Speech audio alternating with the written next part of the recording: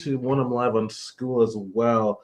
So today, let's first talk about how our mentorship student got to a $24,000 cleanup and then $2,000 a month thereafter with the monthly client. So number one, so this was actually a very interesting student result because this student she had a little bit of experience with accounting, but she had never gotten her first client. There was a lot of um, kind of nervousness happening when she was first getting started. It was nervousness about like, will people take me seriously? Will people actually pay me money?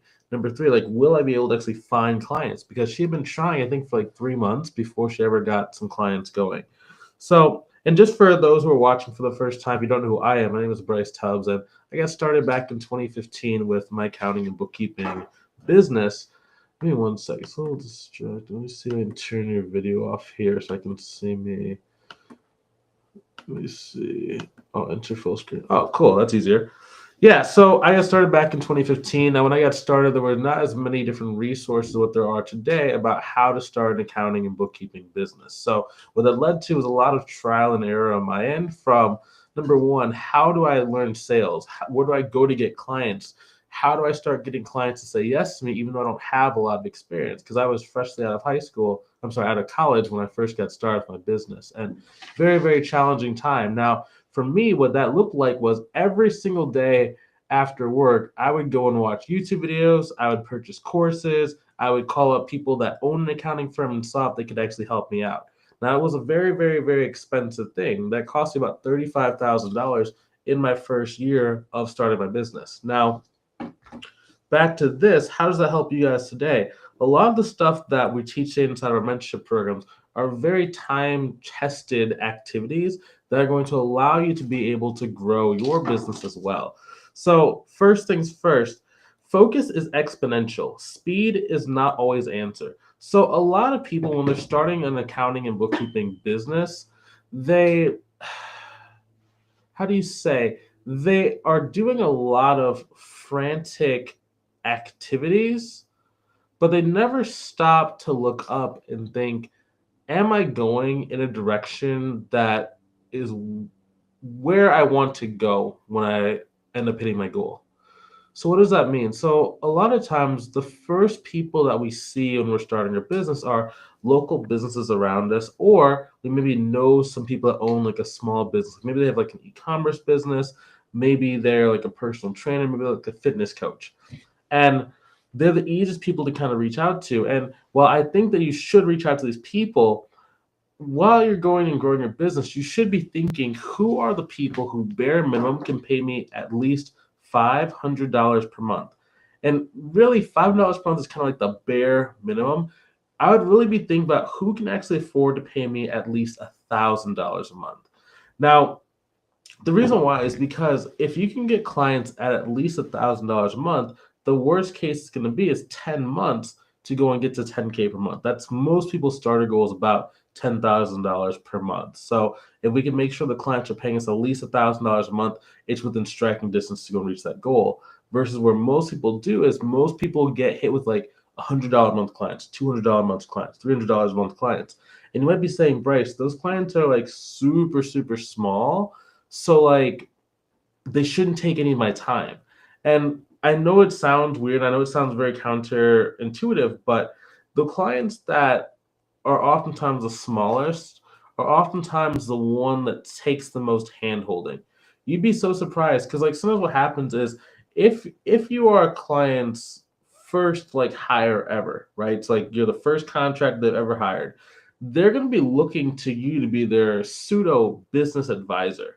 So it looks like it's going to be texting you, calling you, emailing you, asking for different things, asking for things outside the scope of the business, asking if you can help them with other tasks and products that are not even like related to accounting and bookkeeping. And you kind of get roped into doing a lot more for this person than what the price you charge actually is worth. And it's not that these people are bad or trying to take advantage of you. It's just oftentimes that they just don't understand how a business owner and a contractor should be really working together. Now, an interesting thing about learning this about focus being exponential is that when I I learned this really inside of my life. So when I was first getting started with losing weight, I would go to the gym for like 2 hours a day, right? So it'd be like right after work, I'd just go to the gym and I'd be doing like little things I saw like on YouTube. Like I'd try like, bench press or lifting, shoulder press or arm pressing. And I would be in there for a long time. And then I would try and do a little bit of cardio or some kind of like ab exercise that I saw someone else doing, right? And I felt like I was working so hard. But when I looked up, I'd actually gained a bunch of weight. And I didn't understand what was going on. It's like, well, I'm in the gym for 2 hours a day. I should be losing weight. And it wasn't until I started working with like a fitness coach where we started doing our exercise a little bit differently. So, number one, we started focusing on exercise of like compound movements. That means that like every exercise involves multiple muscle groups working together so I can burn more calories. We also shortened my workouts so I could be more intense about the exercise I was doing. Whereas before I would lift like really, not super light weights, but like lighter weights. This time I lift a little bit heavier, but I would only lift for maybe about like 25 to 40 minutes at a time. And then we placed a lot of emphasis on eating correctly. So I'd have to track my food. I tracked my food every day for 435 days in a row. Now, I know that might sound like a lot. It really wasn't to track the food, but it's just some things you have to kind of do. And the result was I was spending less time in the gym, but I lost 35 pounds in about 3 to 4-ish months, right? And it got in really, really, really good shape. Now, the lesson there was it's not always about how fast you're moving because oftentimes when we don't have a strategy, we're moving so quickly and it feels like we're doing a lot of work. It's not until you really can focus on the ideal aspects that your business will start to change. So, first things first is focusing on going after the kinds of companies that can afford to pay you $1,000 a month. Now, the interesting thing about this is that in order to go after a company that can pay us at least $1,000 a month, that's going to exclude 90% of the businesses that you have access to, right? Because in most cases, maybe you're different than me, but like when I first came up, I didn't know any businesses or business owners that were doing, 5 million, 10 million, $20 million a year. All I knew were people who were doing like online businesses, or maybe they had tried different things off and on, but they weren't extremely successful.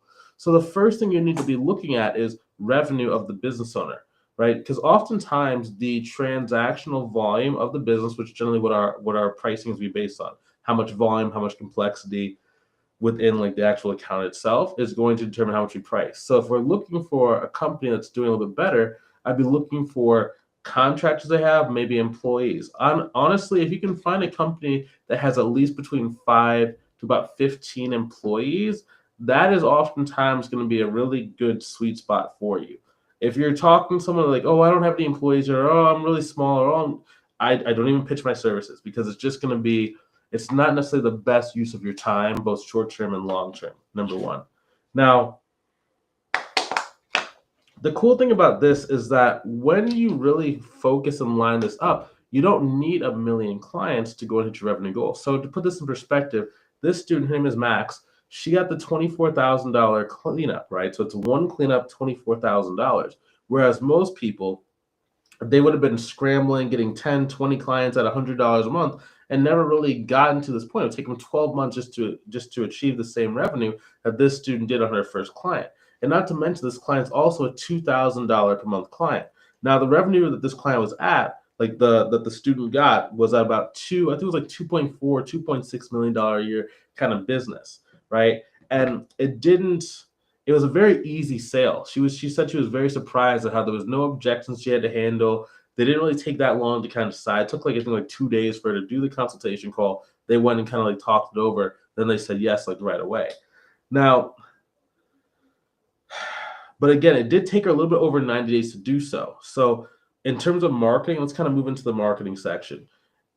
Now, number one, in terms of the marketing, a lot of people would get very frustrated if they don't see a lot of momentum within like the first like 10 days. If you're starting a business, you got to understand, for your marketing to take like point to take roots, it's going to take more than 10, 15, 20 days.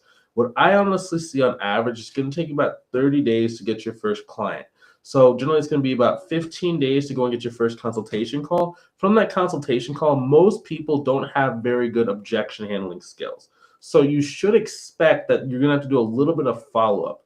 I was talking to a person on the phone a couple hours ago today, and she was saying that she had done like 5 consultation calls, and they were saying like they liked her, they were excited about getting ready to work with her, and they were just kind of like not saying anything after that, or they just kind of like dropped the ball. And I was telling her that, so on average, let's say a student in my program is doing sales. If they get 5 sales calls, on average, they're closing between 3 and 4 out of those 5 total sales calls. Like, no one's going to be 100%. Anyone tells you that they close every single sales call they've ever had is lying to you. So no one's there. But getting 3 to 4, that's like between 60 to 80% is a pretty good sign that you know what you're doing when it comes to sales. Within those 4 sales, 2 to 3 of these people are going to give you some kind of objection, whether it's, I need to think about it. Let me follow back up with you. I don't know if this is the right price. You're going to get some sort of objection, and that's to be expected, right? So it's not really about, do I get someone to reject me and tell me no? It's what do I do after that happens that really dictates how much income do you make as a business owner, right? And it's like, I think a lot of people just don't understand that. Now, if you want to reduce the amount of objection handling you have to do, you have to start thinking in terms of marketing. So when we're talking about marketing, there are really 3 things we should be thinking about. Number 1 is going to be warmth and building relationship. So some people, when you hear marketing, they're going to be like, you have to get people to know, like, and trust you. And that sounds really cool, but the phrase trust, like, what is trust? Like, what does that mean to actually trust someone in life and in business? An easier way of that thing to think about it is more of like warmth and mere exposure, like, right? Because that's about building a relationship. So here's the thing. Think about like if you're dating someone, right? So when you first meet a person, how do you know that person is not an axe murderer? Like they're not just gonna come and like, come to your house and chop you up in pieces. Like, how are they not a murderer? You really don't know that in the beginning, right? You don't know that. So you have to spend a little bit of time with that person in, safer environments until hopefully after enough time has passed, the percentage of them being a murderer is very, very, very low. It's never like, it's never 100%, because you just never know. But it's like you get to like 99.9995%, and then you're good, right? But it's the same thing when it comes to making content, right? It's like the more that someone can see you, the more they like you, the more they trust you, the more they kind of know little things about your life. And a lot of people are very nervous to share who are they? Like, who are you as a person? But if you want the easiest way to make content, because I know a lot of people they're like, what should I post? What should I make? Personally, if you can just talk about what did you do, like a daily update. So like, for example, yesterday I had to go get my tire fixed, right? So like I have a Mercedes and I have a BMW, right? And one of my Mercedes, it actually my BMW too, but it's slightly different reason. But for my Mercedes, it's like a solid wheel. So it's like it's not like a metal piece with a hubcap that pops up. It's like a solid like metallic wheel that the tire goes around. Now, every single time I hit a speed bump with my Mercedes, it hits it very, very hard. Like, I don't know if I just need better shock absorbers or I don't know exactly. But after a while, my tires start to deflate. And at first I was like, well, how's my tire deflate? Do I have like a nail inside of it or whatnot, right? But actually what happens is the metal on like the actual wheel itself starts to crack. And then the air just leaks through the tire naturally because it's just the metal is literally cracked. So I had to go in and get that. So I made a post the other day about like I went in to go and get that, and someone actually texted me and said, "Oh hey, how's your car doing? Oh yeah, how is that going? Did you get that thing fixed?" Every single time you get that person to like reach out to you or know a little bit more about you, that is building them closer to you and bringing them into your life. If some days you can maybe talk about like you took your kid to the park if you're a full-time stay-at-home mom while you're building the business. I took my kid to the park today. Or you can do, I made this awesome thing for dinner, or I went to this cool restaurant, or I saw a football game. The more that you can talk and show what you're doing on a personal level, the more the business owners actually respect you and they actually want to move forward and talk with you a little bit better. It's actually very, very, very kind of cool because it takes a lot of pressure off of you. You don't feel like you have to make things that often. In addition to that, like you can also talk about like what are some lessons you're learning. So let's say that you're studying for some kind of accounting or enrolled agent exam. The enrolled agent exam or CPA exam is actually the easiest one to kind of talk about because there's always something you can learn, right? So, for example, let's say you're inside of the enrolled agent. If you have a study guide book, talk about whatever you studied that day. Oh, I just learned about a cost segregation. Oh, I just learned about how to actually do business expenses with like traveling or like right, what percentage can you write off on your business meal? What does a business deal constitute, or what does it look like? You can do something like what's a 179 deduction, right? There's a million different things you can write about, but you're letting people see you in a light where you're explaining what you know and what you do, but in a way that people like you more and they trust you more. Now they see that you're actually doing the thing that you're selling to them. It's this insidious kind of like thing because you're not really marketing or pushing or selling anything. You're just communicating what you're already doing in your day-to-day life, and people like you more and more and more. A third kind of thing you can post. This is what most people post, so I'm not gonna spend too much time on this, but like people talk about like, how does a bookkeeper actually help their business? Now, this is an okay post. Like I would probably make like maybe like one of those kind of posts a week or maybe like one every other week. It's not that it's bad, but it just doesn't really do as much what I think a lot of people think it's going to do. And if you don't have the warmth from those other two types of posts we just talked about a second ago, those posts don't really do anything for you. So it's like first, yeah, talk about the personal side, talk about the lessons you're learning, and then try and tell people why they need your help. That's going to be good on marketing. Now, the reason why this is also cool is because if you do your marketing and you're posting in this way, you don't feel like you have to post every single day. You don't feel that kind of pressure on yourself. And then when you tie it into other processes, for example, like referral partnerships, it closes at a much higher percentage. So this $24,000 cleanup actually came from a partnership. Now, partnerships are one of the things we like really specialize inside of our mentorship program. I actually wrote a book on partnerships. I don't know if you're watching that, if you've actually seen that book. If you want to go and get a copy of it, basically what it does, it shows you how to get your first or your next six-figure partnership. And these partnerships are designed to show you how to go and get people who want to send high quality leads to you, right? Now, generally, I'm going to think about putting that book on Amazon pretty soon. I keep saying that. I keep like pushing it back because I want to like just get out to as many people as possible with like no strings attached. So if you want to go and get it while it's still like on the friends, family, and like social media kind of level, go ahead and click the link. I'm gonna actually comment below 6FP, and I'm actually gonna send you a link to it to go pick up the book. It's like $4.95 right now. Now that's so just type in 6FP. I'll be sure to send it to you. Send you the link of it, and you can go like check it out. Now, the reason why it's also cool is because you'll go way further with a partnership than you ever will on your own. The reason why a lot of people struggle when they're starting out is because they're trying to do everything on their own. So one thing that worked for me when I was first getting started was, and I recommend every person does this, tell people like pull up your Facebook profile, pull up your LinkedIn, pull up your emails, pull up your phones for every single person, and then look through there and say, like, who out of this friends list actually knows a business owner or has some kind of contact with someone that owns a business. Now, when that happens, you make this list. I usually like to use a spreadsheet, and I go through that list one by one to kind of tell them what am I doing and how can they potentially help me. In this case, it's like referring a type of client to me, right? And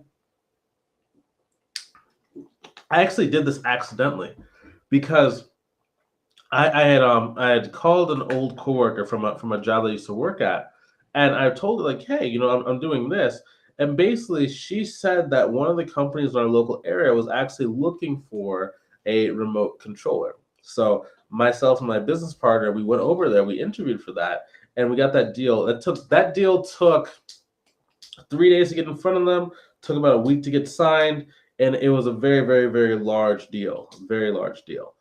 And it came from a partnership, right? So these partnerships don't just have to be like these magical business owner strangers that you never heard of. The best partnerships can come from people who you already know, who just happen to be in front of the right people. And you just allow time and chance to happen, and they start mobilizing. So first you start with people you know, and then you work to start expanding that outward and outward. Now, One way you can kind of expand that outward is by looking at, number one, who do the clients you want to work with all have in common on their LinkedIn network? So you can actually touch, like if you go on LinkedIn, you find like a potential client's profile, you can click on their connections and you can see like a web of all the people that they know. If you can find 5 potential clients and you see that they all know the same like individuals, you can start going and reaching out to those people to start doing those friend requests. And you're going to get a lot more influence because these connector type people have probably been in business or been around these people for 5, 10, 15 years sometimes. So you're basically tapping into 15 years of networking referrals based off of 1 or 2 conversations, and you basically get to condense time and start moving forward in your life. And that's one reason why I really love partnerships. Okay. So just to kind of recap. So number one, you have to make sure that you're focusing on the right spot, the right targets, because you'll grow exponentially faster by going after the right people. In this case, Max went after a client that was $2.6 million per year in revenue. Number two, marketing should build warmth and help people build trust and relationship around you. Number three is that if you can go and get the right partnerships in front of you, you're going to be able to go in and get in front of the right clients with half the effort and like a third of the time it would take for you to go and build this yourself. Okay, so those are 3 things we covered inside of this video. I like to keep these live trainings under about 20 minutes because that's when the platform starts showing to less and less people. So I want to kind of wrap it up around here. Now, if you ever want some help growing your business, click the link inside the description, either below this video or if you're in school, just there's a lot of links. Click the link. Let's book a call. Let's see if I can help you inside.